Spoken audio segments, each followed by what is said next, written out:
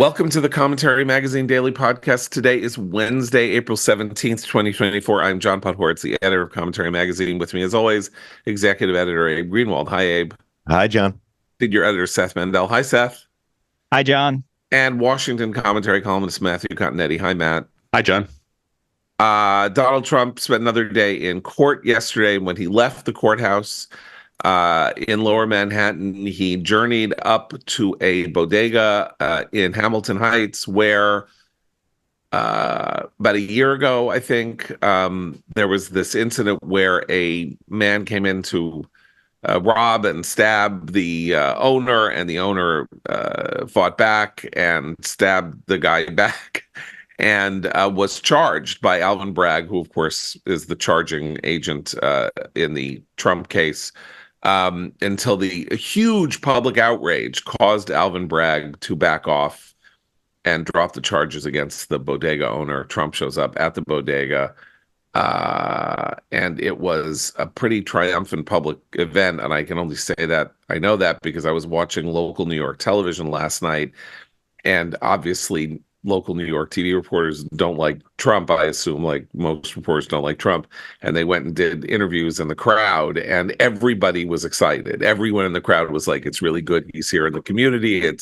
It's important that he's here, is casting a light on this issue. So it was nothing but good publicity for Trump after 2 days of bad publicity. Meanwhile, Matt, you wanted to talk about the split screen effect of Trump versus Biden last night. Right. Because the president is in the middle of a 3-day tour of his favorite state, Pennsylvania, the Keystone State, the key to his reelection. Perhaps in Biden's mind, the only state in America that exists is Pennsylvania, other than Delaware and the District of Columbia, because his schedule is pretty much limited to those three locations.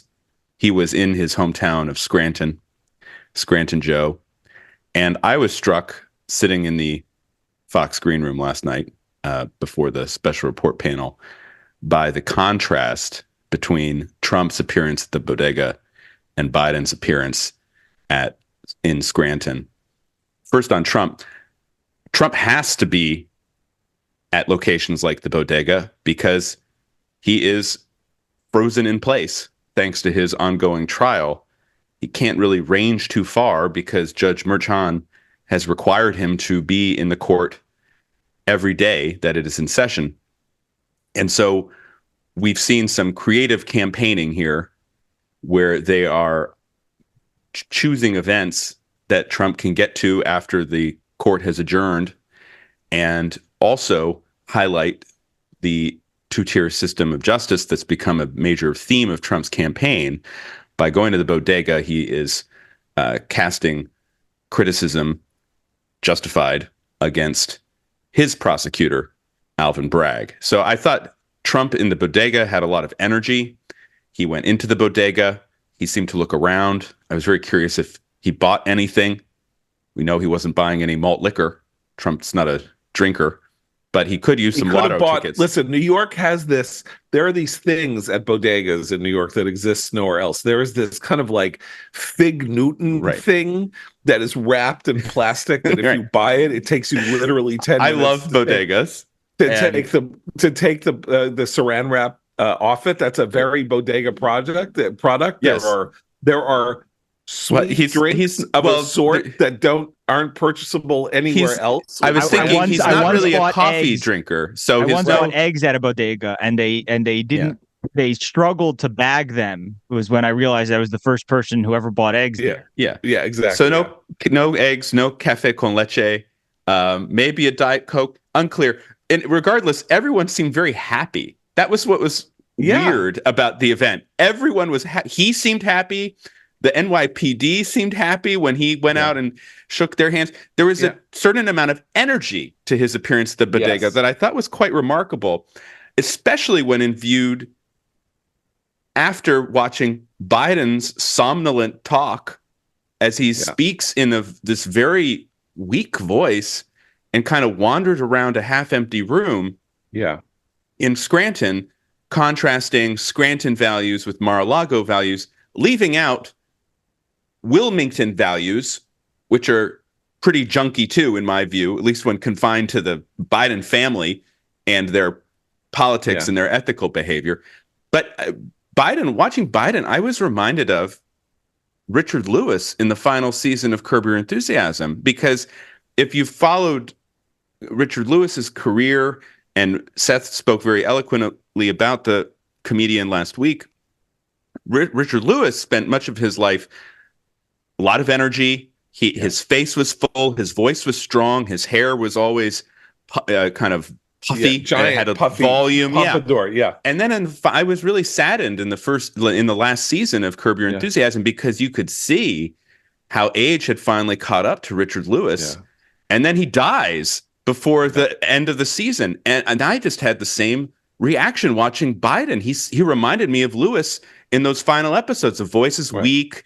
He's kind of like a little bit out of it. It's some part of the old spirit is still there, but it seems like it's waning.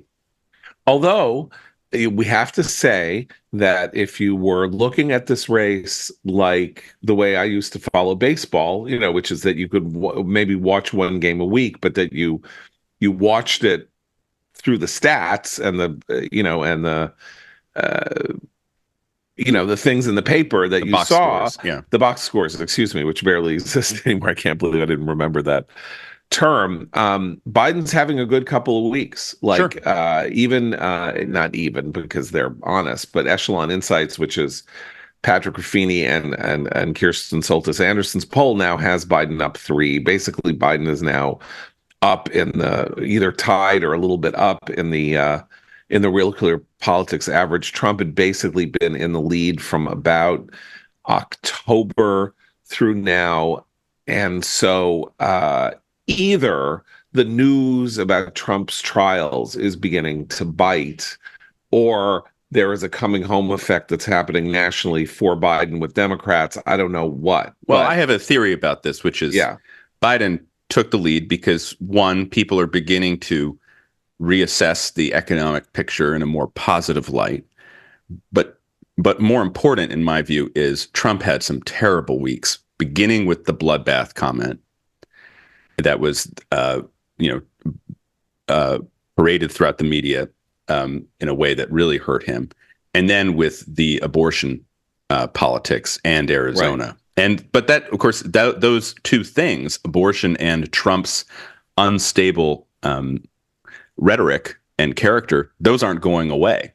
So it's the beginning of the Trump trials, right? So he had all this stuff that I think has helped Biden take a lead, still within the margin of error, but a lead nonetheless. Here's the caveat: nationally, right? We haven't seen the effect at the state level, right?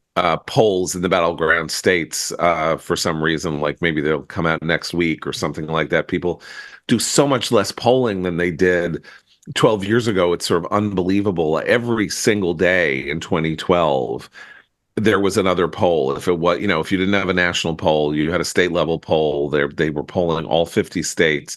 The amount of money being spent by news organizations and private contract, everybody, that was just astounding. And now it's just too expensive to do a decent poll, or it's very, very expensive to do a decent poll.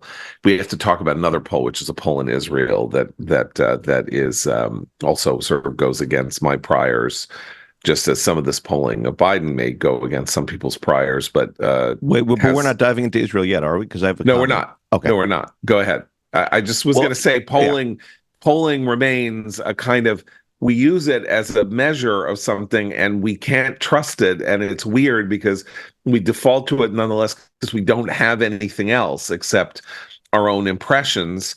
And our own impressions might be brilliant, or they might prove to be horrible once November rolls around and we got everything completely wrong. So you end up having conversations about polling, even though you're nervous about the polling. Anyway, go ahead. Sorry. Yeah, no. Regarding Trump's appearance at the Bodega, I thought it was incredible. Actually, I'm in sync perfectly with Matt's observations here. But I'd also draw some other contrasts between Trump's appearance at the Bodega and what we understand of him at the trial. I find that the Bodega was the exciting story. The trial is actually more of the same. Even though, yes, we know it's the first time he's facing criminal charges, but I think it reads like, oh, Trump's in court again. And there's been a long run of that. So I don't know that comes through in the way that the Bodega appearance which came through, seemed very impromptu, totally natural.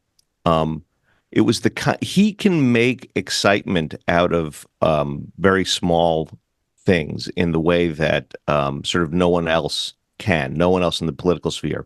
And I would also contrast it with Biden's New York appearance with Bill Clinton and Barack Obama at Radio City, which was like this elevated, staged, distant event that took some heat for being sort of floating above the hard, ugly problems of New York, for blocking the traffic to do so. And then you have sort of Trump down there at the street level with the cheering crowds. I thought it was a really fascinating moment. Just to pick up on that briefly, the Trump campaign has made a habit of these small appearances typically at fast food restaurants or small businesses. Most recently, before the Bodega, he went to a Chick-fil-A, I believe in Georgia. Yeah. And there too, the staff seemed all very excited to see him. He was kind of in his element, talking about the shakes he wanted to buy and how many chicken sandwiches. And it does, I think, highlight this certain roguish charm that Trump has always possessed that people kind of like. It also highlights, of course, the power of celebrity, since everybody knows who Donald Trump is.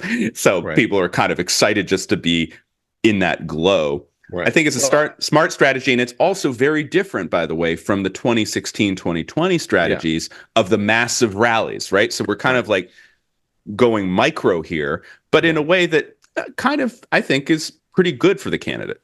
Well, it's a challenge to Biden to do it, right? Because in 2020 was COVID. Biden was the basement candidate. Trump couldn't really do the rallies or things in person quite as much as he. This is a sort of like accelerated version of that. But the other thing that I would say about the contrast, by the way, between the two is that courtroom Trump was falling asleep, and people were making fun of him about it. You know, saying, "Look, he's dozing off, low energy, blah blah, this and that." He responded by going out into the street and having, an energetic appearance. And this is what people have been nudging Biden to do. When you look, sleepy, when you look like Sleepy Joe and people are calling you old and sleepy, go out and, do something. Trump immediately responds to, oh, I looked low energy. I'm going to go out there and have fun at a bodega. And he pulls it off. And Biden just doesn't. Biden doesn't do the thing. It shows how easy it would be if you could easily show the energy. How the next day you could just go out into the street. Who wouldn't fall asleep during jury selection? That's but by the way, that's I think ultimately I've fallen asleep during jury selection as a juror. Yeah, see, I feel like that is for anybody who's ever been in a courtroom in the preceding days before the trial begins. It is, it's like sitting in an SAT test hall before, half an hour before the test begins, and they've told you can't bring in any papers, you can't. Now I'm really dating myself here, but you had to sit there for like half an hour before the test began, and how you rallied your energy enough to take this 3-hour test, I don't even know. So I even think that's bizarrely relatable. I know that every liberals were making fun of. We're like, oh, how come Sleepy Joe is an issue? But if Joe Biden fell asleep in the day, it wouldn't be. But it's like if Joe Biden fell asleep in a courtroom, I would be like, yeah, you're right. This is really boring. It wasn't just by the way. Trump. The point is that Trump reacts to that. He sees people making fun of him, and he says, "I'll show you. I'm not sleepy." But it's not just that. Like Matt's right. They've been inventive, and it's interesting because 3 weeks ago he went to the wake of this cop who was killed in Queens. Right, that same thing, small and and that was just cops don't get killed all the time, and this was the first cop killing in New York. in 3 years, but it wasn't really an issue thing, except two things happened. One of which is that Trump showed up and everybody was happy. And the next thing was that Kathy Hochul, the governor of New York, showed up and somebody told her to leave. Somebody in the family of the dead cop said, "Get out of here." And she did. And then she said it didn't happen, but clearly it did happen.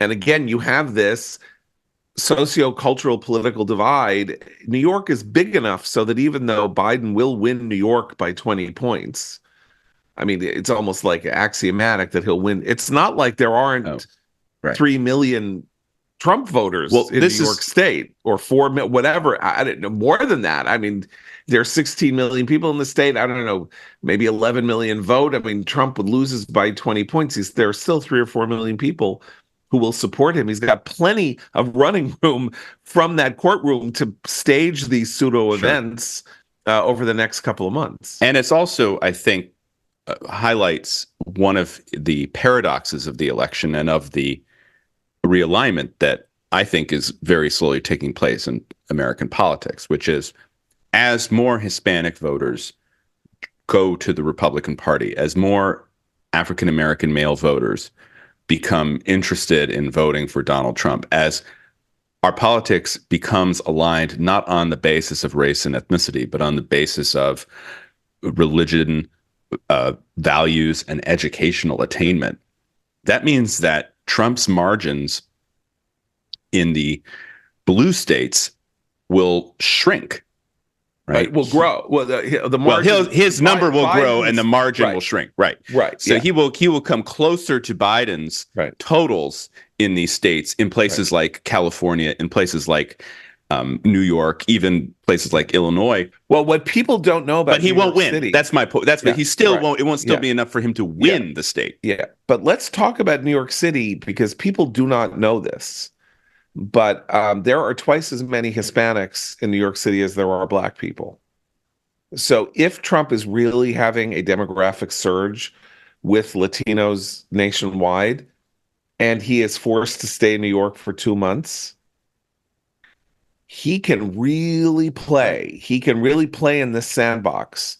This is an unusual city in that respect, and what he does will be broadcast on Spanish language television, on Spanish radio, and all of that. And while, again, he can't win New York, his effort to spread his message around Spanish language media, which is, Spanish language radio stations are the largest stations in the conventional radio market now in most cities where there are substantial Hispanic populations.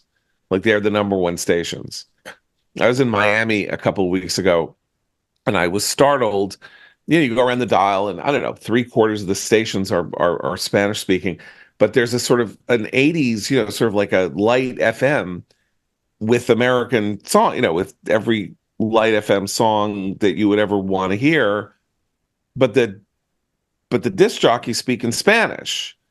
Then they play the Eagles, or they play, 1,000 Miles by Vanessa Carlton. Like, this is an integrated world, and Trump is playing into it, and his campaign is sufficiently inventive, it appears, to, do what they need to do. These are the ultimate, what Dan Borsten called pseudo events. Like, Trump going to a bodega there is no event. Like, it's not a thing, but he makes it a thing. And the last thing I'd say is, he has become a really, really, really good retail politician. Like, that wasn't his skill in 2015. Right. As you say, he was kind of like rally guy. And now he walks around East Palestine, Ohio, or he goes to a Chick-fil-A, or he goes to a bodega or something like that, and shakes hands, which is something he did not used to like to do personally. Like, when I first met him, in 1998 at the New York Post, like, he wouldn't shake anybody's hand. He was a germaphobe, and basically made a joke about it, but it was basically clear he just didn't want to do it. And now he's like Mr. Gladhander, and he's really good at it. And Biden was always said to have been a good retail politician, although he was in this tiny state where, I don't even know what he had to do. I think there's one more relative contrast I want to draw here. Yeah. But Trump, see, if Trump's at the bodega, and it's also very natural because Trump eats junk food. You see that he's perfectly. It makes sense for him to be there. Right, you remember the AOC? People were contrasting with the AOC tweet a couple of years ago about how she was like nothing better than going down to the local bodega, listening, hear the song on the radio and bumping with blah blah blah, and everybody was like, that was obviously very fake by a person who lives among bodegas. Why hasn't she been to a bodega? And when Trump goes, they're like, that makes sense. But 2016 Trump did the look. Here's my Cinco de Mayo taco bowl. I love Hispanic people. That was embarrassing. This was he went to a bodega. But as embarrassing as that was, it's not as embarrassing as when Joe Biden sat down with the black family to eat chicken and discuss in that video on the TikTok thing. Yeah. I like, you're proud of your dad. We're planning the next 2 months of the Trump campaign here. He needs to go to what other New York landmarks, kind of one of those combination Mexican Chinese restaurants, that used to Cuban be all over Chinese. Cuban Chinese. They used to be all over the Upper West Side. There's one I mean, that's not the right crowd for it, but there are all kinds of they're all he needs to go out to Queens. He needs to go to Corona Park. Yeah. Yeah. So he can also happy to be among. If he wants to have a great day in New York and have everybody who loves him, Lemon Ice King of Corona. Lemon Ice King of Corona is a Italian ice stand in right near where the World's Fair was. It's got 75 flavors of ices. The lines are a mile long in the summer. He just walks down that line shaking hands. Right. Yeah. If he wants a hot dog on Coney Island, if he wants to improve his standing with the pro-Israel community, he should go to Bensonhurst. Right. Listen, Williamsburg, again, not that I'm like giving advice to the Trump campaign, but there was a horrible accident last night. A 10-year-old girl was killed by a runaway driver in Williamsburg, part of the Satmar community, which I don't really recommend visiting necessarily. Their politics aren't great, but again, like, could he go to Borough Park and stand with Jews who, someone who is punched in the back of the head or so? Yeah, as I say, they're looking at this in the right way, which is they're trying to sort of get him in unusual situations because the photograph is irresistible, or the moment is irresistible, and Biden is giving them nothing. Biden gives them nothing to cover. There is one warning here, though, which is these pseudo events can be deceiving. And I recall the 2020 campaign where, again, Trump did begin holding rallies, again, especially in the run-up. And it was the classic tentpole thing and the crowds and his kind of master of ceremonies, P.T. Barnum shtick. And then the split screen there was Biden's drive-in rallies, which were weird and which were kind of silent, and you'd have Biden, just standing alone on stage, shouting into the wind. And that split screen, again, I think favored Trump. But, of course, Biden won the election. Yeah, I mean, it's hard to know because in 2016, we had the fight over lawn signs, and it turned out that the lawn signs ended up being kind of a leading indicator. And so some of these pseudo event things do turn out to be, it's like hard to know what to discount and what not to discount. Well, it's like Romney, the last week of the Romney-Obama race in 2012, Romney was pulling crowds of 30 to 40,000 people at these rallies. And Peggy Noonan, among others, said, look, he's going to win. You can see the enthusiasm. Obama had this in 2008 and everybody knew he was going to win. And look at Romney, and then that turned out to be illusory. So anything can be anything. It's just a question of what is going on here. But we do have to remind ourselves that actually Trump has had a bad couple of weeks, and Biden, at least nationally, seems to be having a good couple of weeks. Maybe it's because people are looking at the economy more favorably, although a lot of details seem to suggest that they have good reason, at least, not to look on it favorably, but not to be that happy about it. I think you've alluded to this. Mortgage rates are doubled.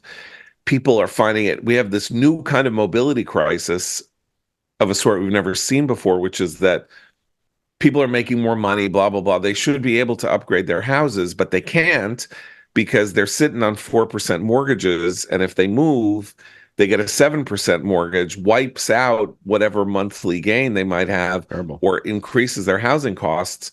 And so they can't move. They have to stay in their house until interest rates come down. So there is, in this very important sector of the economy, a kind of stasis. And that gets worse the more expensive your house is, by the way, obviously, since the mortgages get larger and the payments get bigger, the better a house you have. So, well, the article the other day tried to sort of blame this on boomers, and it was like, boomers aren't, they're empty nesters and they're living in big houses and they're not downsizing. And it's like, well, why would they trade down in, it was like being presented as a sort of like a selfish market choice, but really it's what you're saying. It's it makes no sense to just sort of downsize now with where the rates are. But there's something else, by the way, about the polls that is that Biden's better week of polls is coming despite the fact that his Gaza contingent, whatever you want to call them, have not only not let up on the campaign against him, but have been in the media saying, we're not going to vote for him. Don't vote for. They've been getting more hostile about telling people they're not voting for him. And so the polls where he's improving, it's not because that situation. And we've long argued that they are not a real macro threat to Biden's reelection. And I think this shows that he doesn't, the economy starts moving in the right direction. The polls move with it, even while the Gaza contingent are literally trying to drag it like a game of tug of war in the other direction. But then that raises the question, Matt. We talked about this yesterday. I can't stop thinking about it and talking about it, which is, I understand the impulse not to do jujitsu or Sister Soldier or whatever. Those are very specific circumstances where you try to use sort of whipsaw yourself into favorability with independents by attacking people in your own coalition.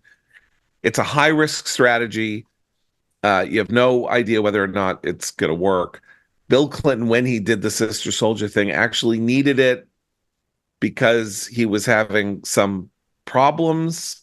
And it was 32 years ago. Different America. 32 years ago. Okay, so, but they're saying they're not going to vote for him.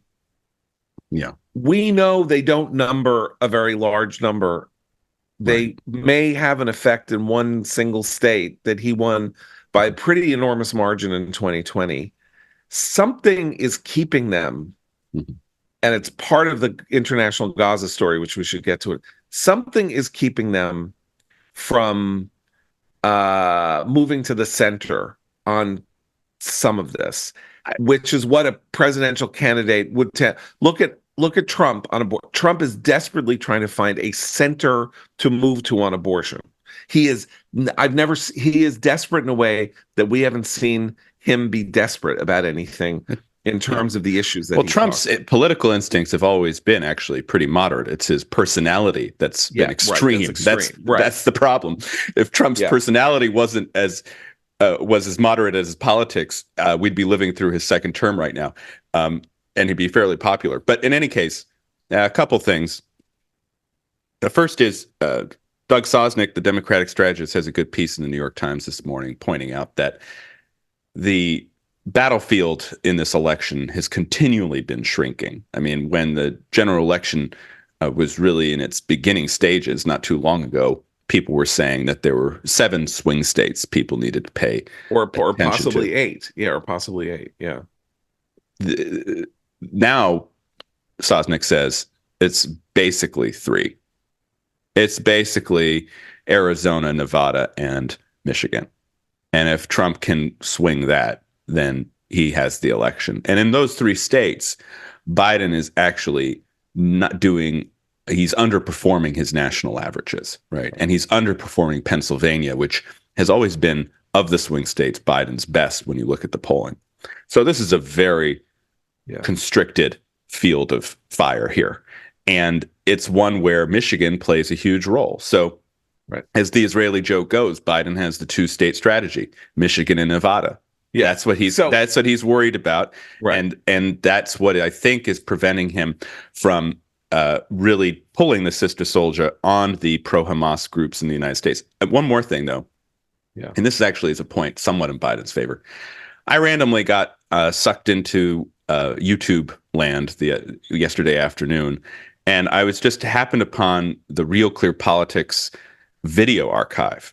And so I was just kind of scrolling through special report panels. This is what I do in my spare time, by the way. In the early part of 2015.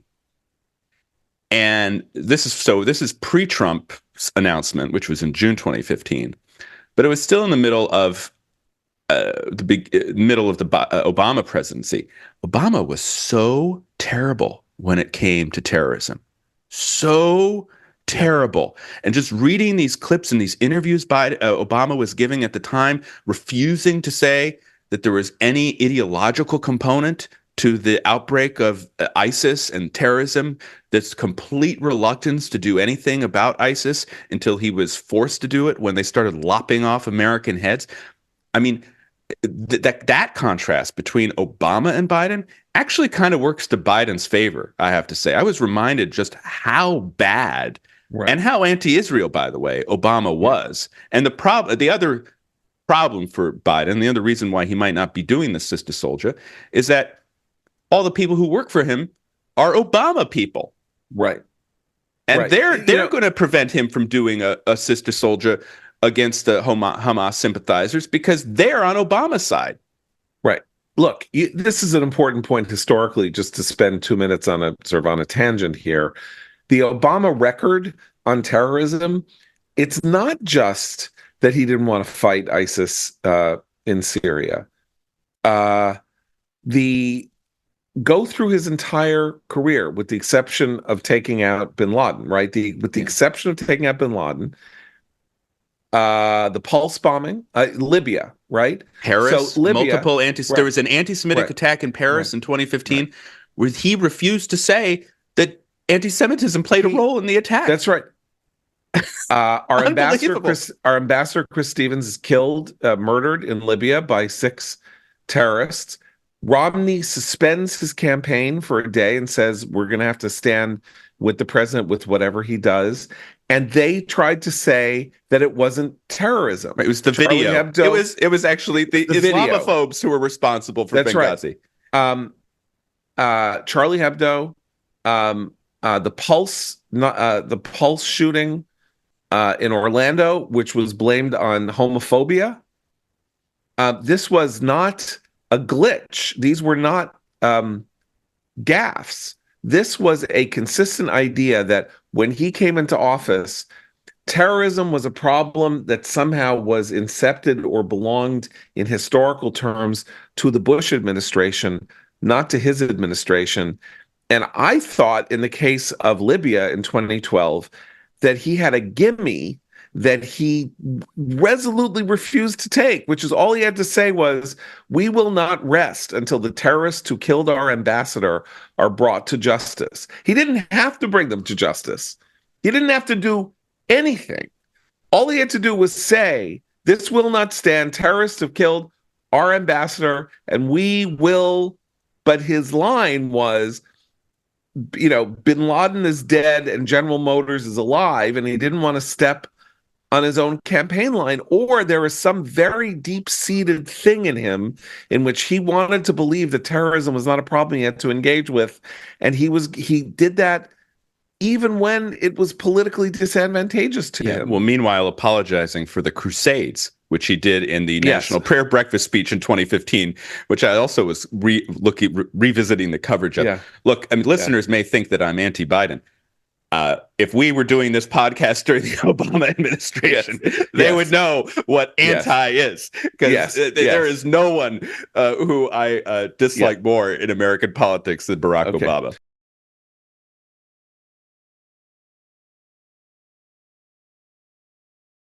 Okay, so now let's go to Israel and Gaza and Iran.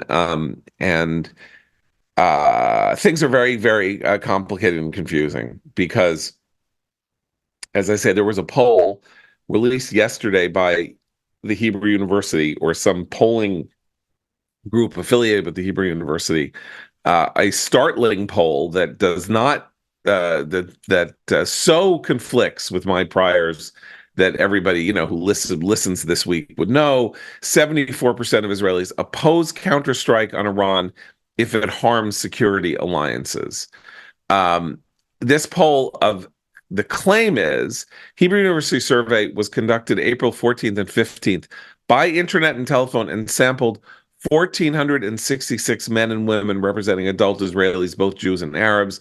The margin of error was given as 4.2 percentage points. Now, I'm immediately, like, my alarm bells go off because I don't see any crosstabs. I don't know who they talk to. I don't know how you get 1,466 people to respond to a poll in 24 hours. That doesn't happen in the United States. I don't know how it happens in Israel. And that's a very large number of people to poll. But maybe they did it, and maybe the poll is finding this was the point, though. If it undermines Israel's security alliance with its allies, while 26% were in favor of an attack, even if it damages ties with allies. So my assumption was that overwhelming numbers of Israelis would insist that the government strike Iran, and I don't think that we can say that anymore, though I don't know that these numbers are all that valid, including this one, which is 59% believe that the U.S. assistance to Israel against the Iranian attack, I'm reading from the Times of Israel summary here, obligates Jerusalem to coordinate future security actions with Washington, while 26% were undecided on the matter and 15% disagreed. Now, for Israelis to say that they are obligated essentially to let America have a veto over Israeli military action, that's very surprising to me. And maybe the question, which I don't have here and is also in Hebrew, was different.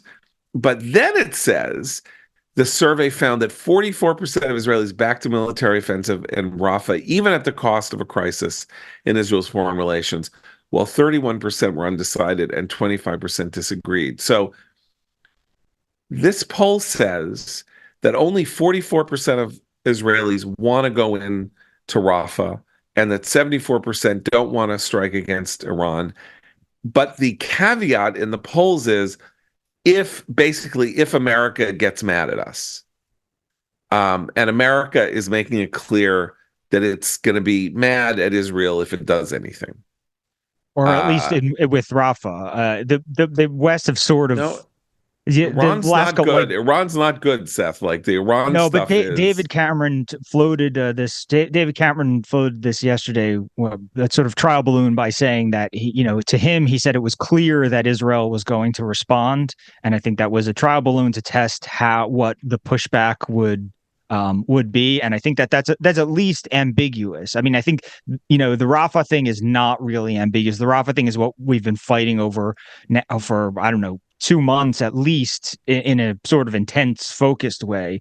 The Iran thing, part of the problem is that the Biden administration has not been particularly clear. They keep saying things like, an attack that does this, that crosses a certain line, or does this, or is disproportionate, or whatever. They don't seem to speak in absolutes, like, hey, somebody shoots you with 300 missiles, you have the right to respond, and we're not going to diagram that response for you. And I think that's part of the thing with the poll, which is what jumps out at me is the idea that these are the questions we have to ask at all. Do you support returning fire if Iran, another nation state, 1,000 miles away, whatever it is, fired an unprecedented missile barrage at your civilian at Israeli territory. And the question as they respond to the attack is, what if America, what if it hurts your relationship with America to respond to such an attack? It sort of plays up how ridiculous the situation has become, that it would hurt Israel's security alliances to return fire in some way after 300 missiles or whatever it was comes at them from Iran. And to some extent, I feel this way about Rafah too, which is, but we've talked about this before. The Biden administration says Israel has a right to go after Hamas, and then says don't go into Rafah and all this stuff. But these two things are, this is not picking a fight with the West necessarily, and it's not doing something that crosses Western interests. Iran is an enemy state who has been killing American troops in very recent times. Yeah. And if Israel strikes back, just as America had to strike back when they were hit, we're asked, what if America walks away? Where's my Frappuccino, John? When is the deadline for when I win this bet that Israel will not respond? You cannot get that. You yourself set the deadline in November. So that's true. I'm afraid you're not, the election. You can't get that Frappuccino so fast. I need my fix. Sorry. I was going to have whipped cream on it. Look, I'll buy you one anyway. Israel got the message. Biden was very clear. Take the win. Take the win. Don't do anything that would escalate the situation. That's the message that the United States is sending to Israel. When you were attacked like Israel was attacked on Sunday and Saturday, you have every right to respond in a way that reestablishes deterrence. And that means an overwhelming response in Iran against Iranian assets in Iran. Biden has intervened and said, don't you do that, Israel. And Israel, it seems to me, has given every indication that they are going to listen to the Americans. And so what David Cameron says, we think Israel's going to respond. That means David Cameron, the Brits and the Americans are telegraphing to the Israelis, do a cyber attack. Blow up Hezbollah depot. Yeah. That's the response. Because that response is okay. Right. But now my question is, does that mean John wins my bet with him? No. I won't pay up if that's the response. I will acknowledge that if Israel does a cyber attack, if Israel does not strike Iran directly because of American pressure, then the bet is lost, and your Frappuccino will not only have whipped cream on it, but it will be a venti. I mean, it's going to be a big Frappuccino. There you go. And you can have syrup in it. I know. Whatever you want. Trust me, I'm planning. It's going to be a really nice one. But I will say this, which is that it's very hard to understand what is going on between the U.S. and Israel, because depending on the repertorial bias. So let's say that right now the most influential reporter on these matters is Barak Ravid of Axios, who is just basically a stenography machine that hates the current government, but just takes stenography from whoever will talk to him. And he had a story yesterday about a meeting between Blinken and American Jewish leaders. I myself not gotten a readout from people I know who were in the meeting, so I don't know, but he said, Blinken basically said, don't go in, don't do anything, or do whatever you do. Look, maybe you might want to do something, but we'll decide afterwards whether or not what you did was proportionate or acceptable or disproportionate. And if you do some of this stuff, the next time Iran strikes, it's not clear to us that we're going to have the same kind of success in deterring, or in striking down the Iranian assault as we did this time. Meaning, like, if they come at you with a second time, we may not participate. Because if they come at you because you attacked them, we're done. We did our thing. We told you to take the win. You didn't take the win. We're out. We understand America's not going to participate in the strike on Iran, but there was this kind of implicit threat that America would not respond if Iran attacked Israel a second time. That was what we gleaned from some of the coverage. But there's a story in Jewish Insider by Gabby Deutsch that has an entirely different spin on this meeting, that says that it was that Blinken relayed a message of strong support for Israel in the face of threats from Iran. And that it is not, and then he said this thing, which is, it is not either in America's interest or Israel's interest for the situation with Iran to escalate. But there is no defining what they mean by this. They're not explaining what they mean, because the escalation, if Israel has a successful strike on Iran, the history of this is that Iran goes and crawls back into a hole, not that Iran says, okay, now we're going to really get you. That is not how Iran responds to Israel's aggressive actions. Or if it does so very impotently and without much success. Look, the key here is the nuclear program. What Vladimir Zelensky, the president of Ukraine, apparently is ashamed and livid at what happened over the weekend, because what he saw was an international coalition move to intercept the ballistic missile drone attack launched against Israel, and the interception was successful. But of course, Ukraine is subject to these attacks every single day, and Ukraine is now running low on the weapons platforms that allow them, the Ukrainians, to intercept the projectiles. And so Ukraine is slowly losing the war. So Zelensky looks at this situation and says, why? What's the difference? And as I've noted before, there's a very simple difference. Russia has nuclear weapons. Iran does not. And so you would think that in order to maintain Israel's defense, our number one priority would be to end the Iranian nuclear program. And that is a legitimate target after this attack on Israel's part and on the United States' part. What's happening? Well, the White House is preparing a new sanctions package. The sanctions package goes after missile programs and IRGC, the terrorist proxy army that Iran has. Anything about nuclear?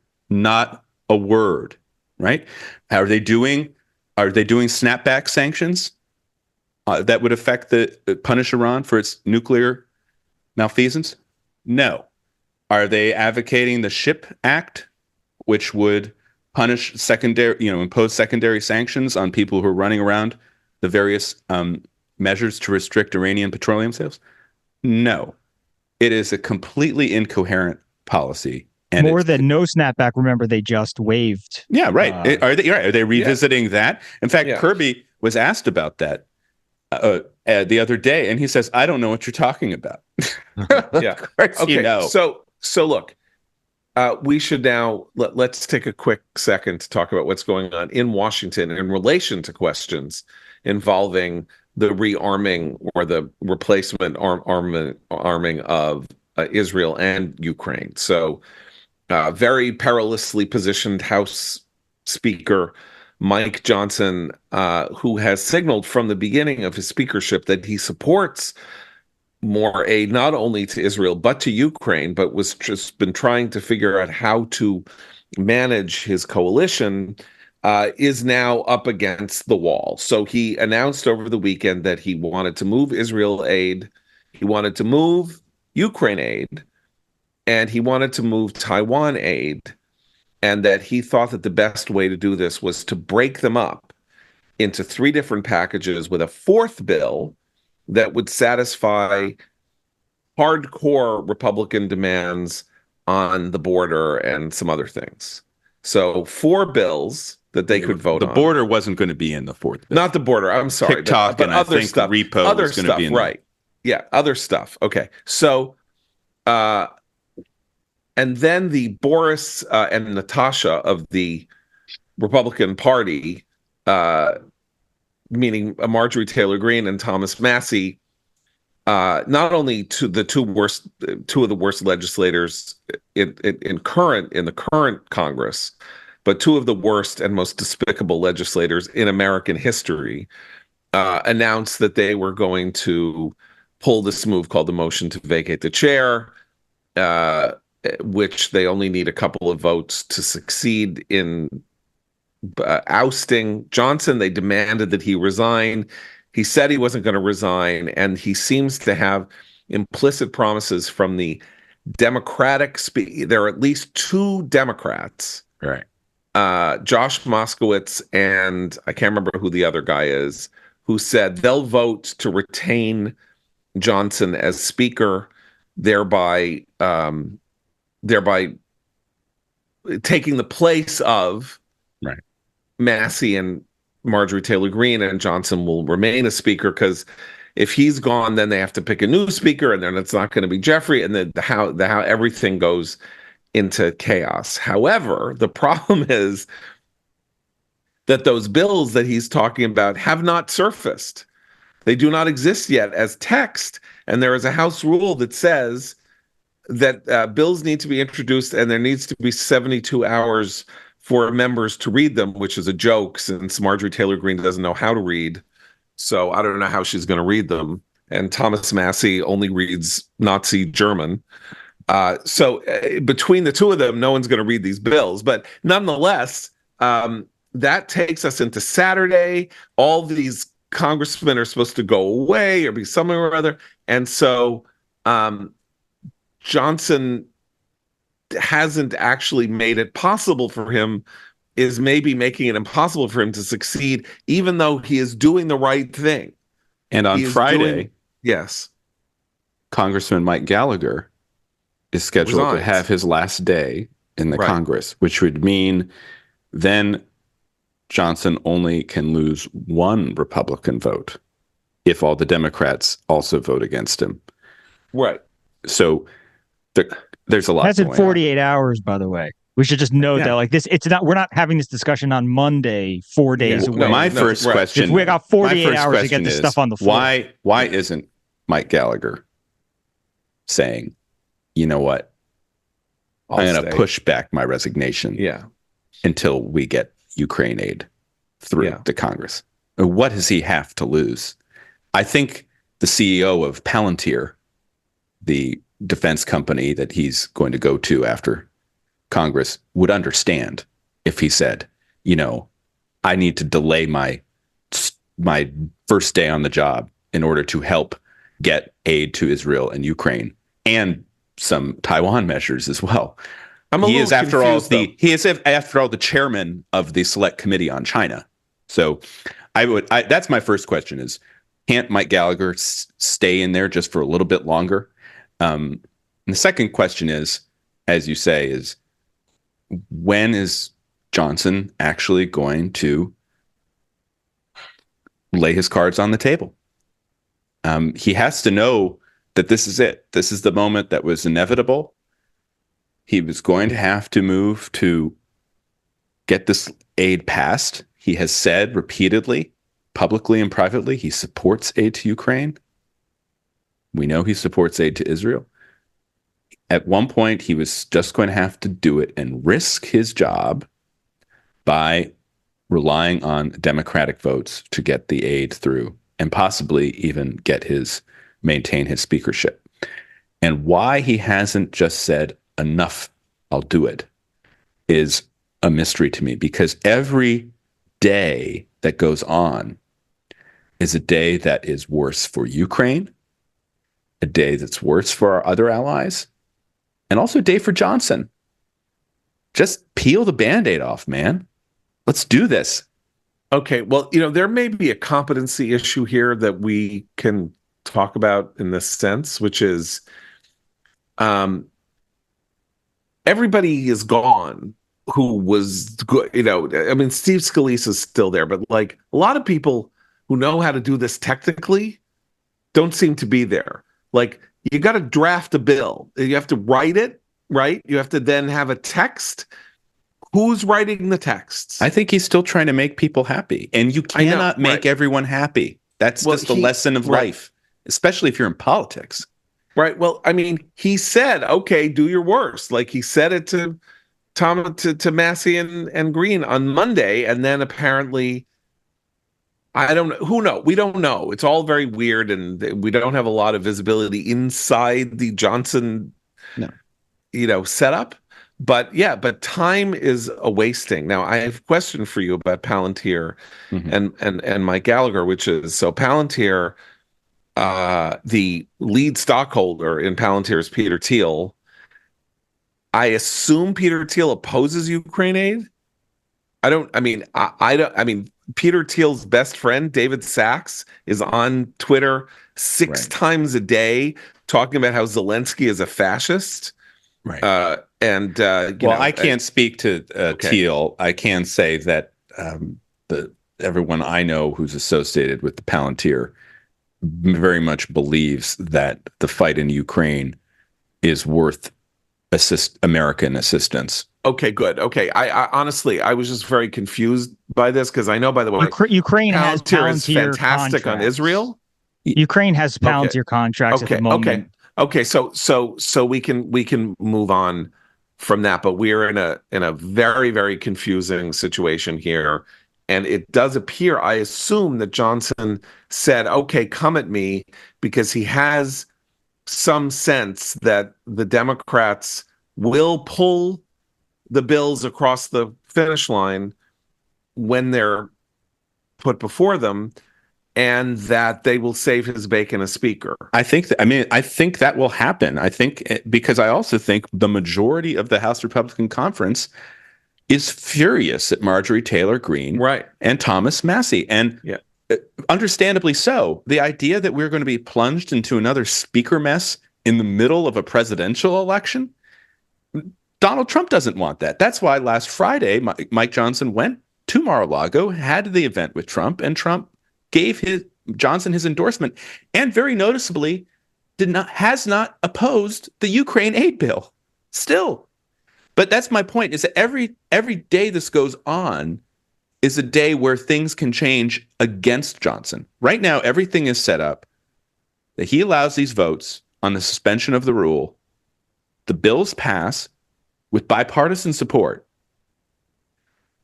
Green goes to move to take him out, Johnson out, and then either some Democrats vote with most Republicans to preserve his job, or the Democrats en masse just don't show up for the vote, thus isolating Green and Massie, because then the threshold for toppling the speaker is lowered considerably, right?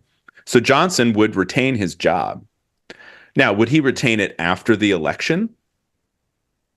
We don't know, especially if the Republicans lose the House of Representatives, which is a possibility, right? Right. But when you're in politics, I would just think that that's sometimes what you have to risk. I mean, think about Nancy Pelosi. Think about Nancy Pelosi. She knew they would lose the House with Obamacare, and they lost the House. Yeah, but she was back. She didn't care, Well, apparently the thing we're told that pushed Johnson finally to say, I am moving Ukraine aid, is he had a conversation with leaders of the committees in the Congress, and many of them said to him, this is worth losing your speakership over. History will judge you better if you do this on principle to move Ukraine aid than if you chicken out. And he heard that, we're told. And here's an interesting stat for you in relation to whether or not Republicans retain the Congress in November, brought to you by our friend Josh Kraushar, who tells me that the American Action Network, a Republican firm, did a poll in battleground congressional districts, right? These are the ones that will decide whether or not the House goes Democrat or goes Republican. A large majority of voters favor aid to Ukraine, 60-34. A plurality of GOP primary voters in safe seats support some type of aid to Ukraine, 46-40. So not only would Johnson be doing something prudent in terms of trying to maintain the Republican majority in the House in November, it's not clear what wound this would deliver to him, except among the psychotic congressmen who now simply want to bring, all the sort of anarcho-syndicalists of the right, who want to bring all action to a halt, and the federalist Tucker Carlson wing that seems to think that Volodymyr Zelensky is a rat-like totalitarian suppressing fifth column Russian spies because they hide in Russian Orthodox churches in Ukraine. I mean, this is the level of conversation that we are reaching here. Well, it's their ability to impact that, right? I mean, in a way, this is a similar reflection of what's going on with Biden. And we've been saying, the polls don't show actually that he would be in trouble for supporting Israel. But he seems to believe that there's this one area where, if it matters in Michigan, then it matters nationally. It doesn't. And the same thing in the GOP, where if two people get together, Marjorie Taylor Greene and Thomas Massie, get together and say we're going to bring down the speaker, they're already halfway there just by two people saying it. But so that's also there's another detail here, which is that the longer the Ukraine aid stalled and continues to stall, the worse the case for giving it looks, because Ukraine is looking more defeated. It's looking like more of a slog. The uphill battle is looking just too great, and that has been a huge failing, I think, here on Johnson's part. If this is where he really is and has been this whole time, he has let the situation backslide so long to make his case look so much worse. But I think Matt made the most important point. Then we should move on, which is simply that Trump and Johnson met on Friday. Trump said Johnson is doing a good job. I want him to remain speaker. Johnson left Trump and said, I'm moving these three bills. And then Massie and Green, who are busy licking the undersides of Trump's foot, on this case, they are defying him. And I don't know where he'll come down, by the way, this week, if there's a crisis. Well, yesterday he may get mad at them. Oh, yeah. Yesterday, he was asked about it at the Bodega, just to end where we began. Yes. And he said, well, we'll see what happens.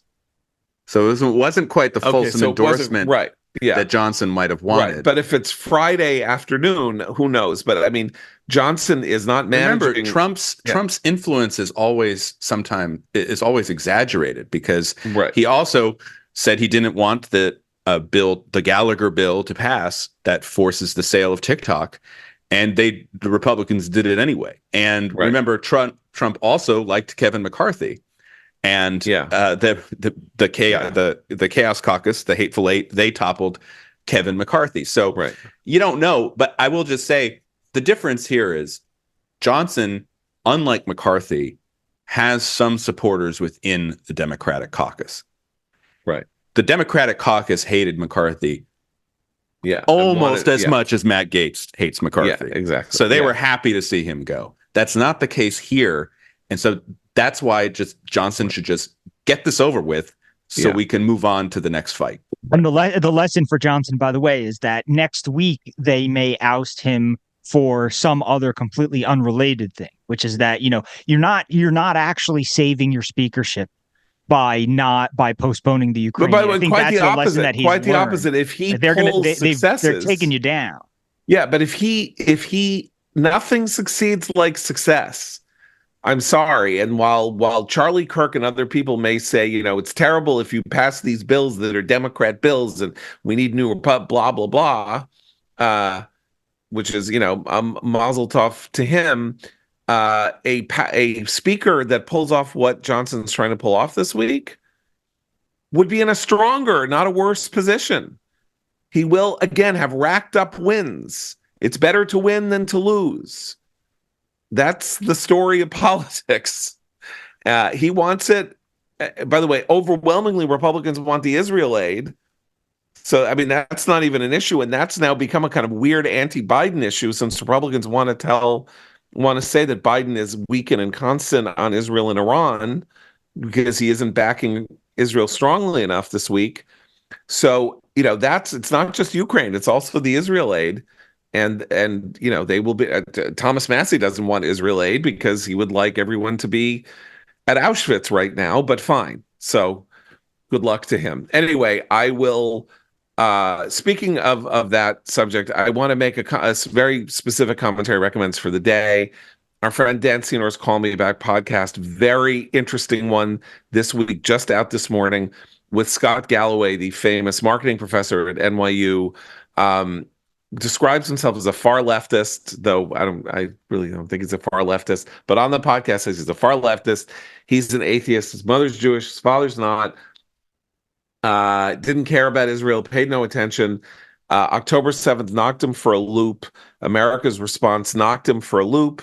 And the anti-Semitism is overwhelming, and this is now becoming the issue of his life. He is among the most popular business speakers, sort of what you would call him, like a kind of motivational business tech speaker person in the country, and he appears now to have committed himself to a kind of Israel activism that was completely unknown to him and outside of his head. Before this, so this conversion story, this road not to Damascus but to Tel Aviv, is told on the Dan Senor Call Me Back podcast this morning. Take a listen. It's both inspiring and interesting, because the question is he a more leading indicator than we think? He says he's taken a 10 to 12% hit in his massively popular podcast. He assumes that's because young people don't like hearing him talk positively about Israel, but he's doing it anyway. And so this is a piece of testimony that everybody should hear. So we got to go in part to watch the Manoush Safir testimony, the president of Columbia University, going up against the anti-Semitism buzzsaw at the House that took out the presidents of Harvard and the University of Pennsylvania, while the head president of MIT seems to be hanging on by a thread. My guess is she'll take wisdom from that experience and figure out ways to, snake her way through the conversation. But at least Stefanik will be there, and maybe she'll take her down a rabbit hole that she won't be able to get out of. Anyway, for Matt, Seth, and Abe, I'm John Podhoretz. Keep the candle burning.